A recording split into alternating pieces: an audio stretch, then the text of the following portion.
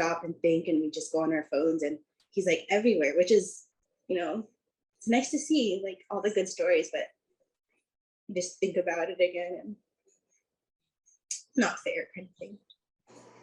Yeah. I feel the same way. Yeah. Your post was so touching. Can you take me back? You had a very special relationship. For those who don't know, how did Kevin and mom, I presume, is Virginia, right? Yeah. How did they come into your life? Yeah, so about like 12 years ago, 12, 13 years, both of my parents kind of passed away back to back.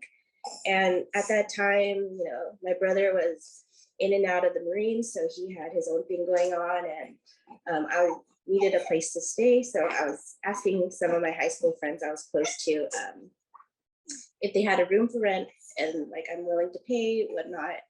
And Enrique, my Auntie Gina's son, said that, like, I have a room, let me ask my mom and stepdad if that's okay.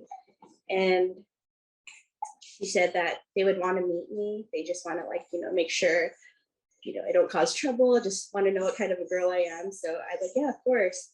And I was like so nervous because I know he was a police officer. And when I got there, they sat me down as if it was like an interview. And like, Auntie Gina, she pretty much just said, yeah, stay as long as you want. Don't worry about anything. She didn't even ask anything about me. She just basically if I was going to school, which I was. And like at the time I used to be Catholic, and I wore like this crucifix necklace before.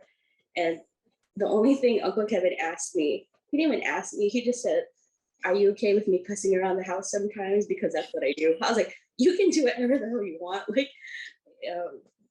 Like, yeah, they pretty much like opened their arms for me to stay in their house and pretty much just become just part of their family. They included me in plans, and when they wanted to move, they already like guaranteed they have a space for me without even me asking.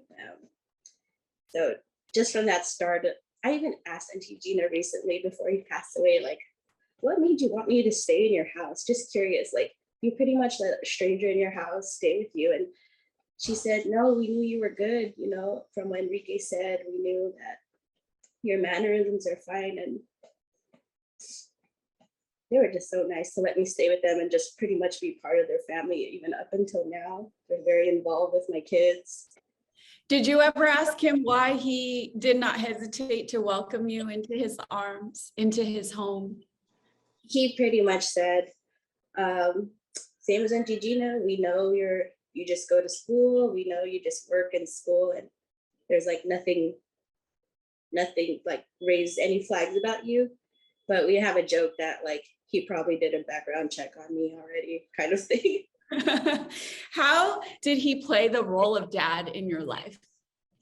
Well, at the time when I lived there, I just started college. And like, I expect the very least from any of them. They're already letting me stay there, which I'm like so grateful for.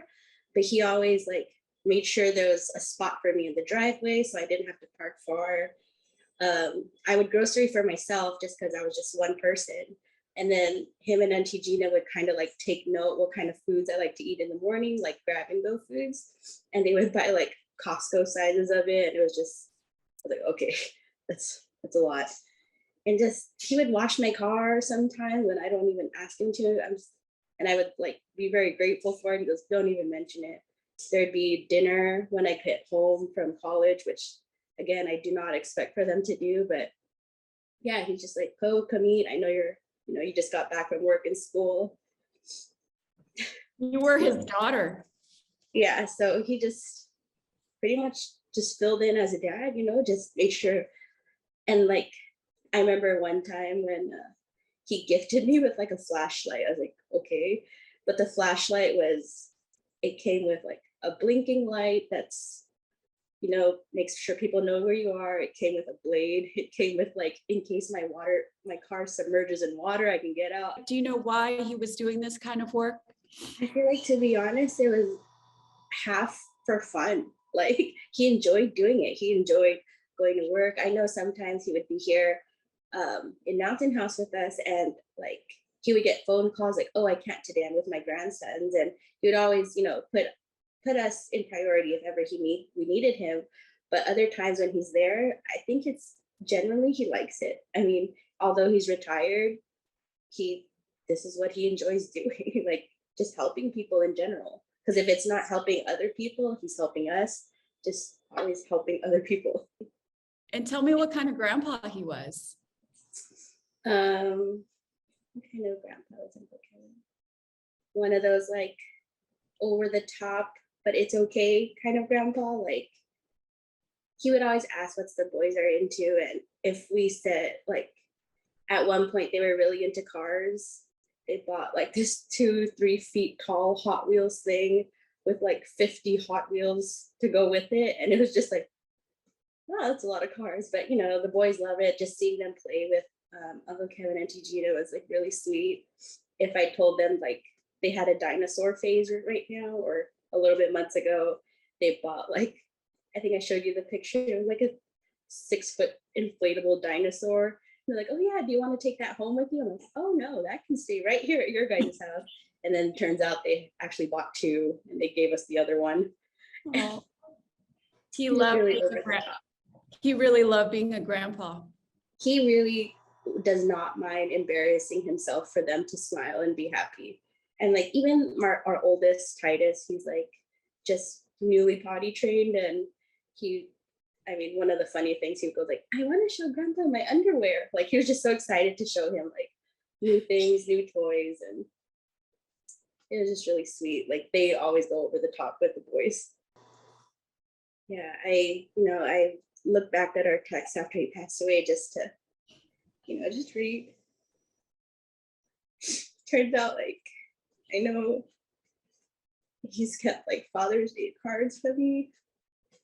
I didn't know it was a big deal back then. It's just like a father figure I respected in college. And I guess it really meant a lot to him that he kept all of them.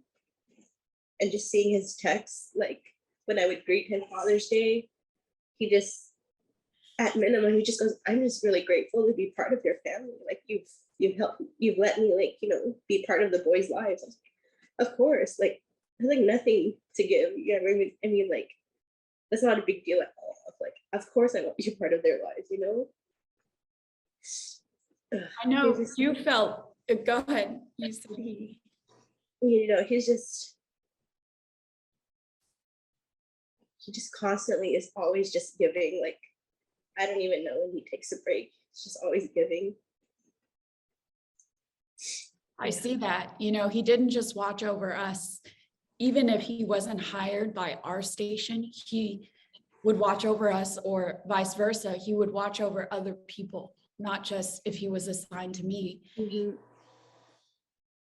How is your mom doing? She's okay. I mean, I don't want to say she's okay, but she's doing the best she could. I mean, there's a lot to plan, I'm sure. Even for me, like I don't know what I can say. I mean, losing a parent is totally different than losing your spouse. I can only imagine, I know when my parents passed away, I just needed some time, just let me do what I need to do. And we do plan to visit her this week, just to be together, just have a little distraction from, I'll bring all the kids and chaos over. So we'll see if that helps a little. Yeah. I'm so sorry you lost 3 parents. Yeah. It's not easy. So many of us in the field, we know Kevin as a man who goes the extra mile. He never, I told him when I last worked with him, a lot of them sit in their cars because nothing happens for hours. And he said, it's okay, that he would stand. And I was like, aren't you bored? Like, it seemed like it was just like nothing was happening. And he was like, no, don't worry about me. He's always like, don't worry about me. Yeah.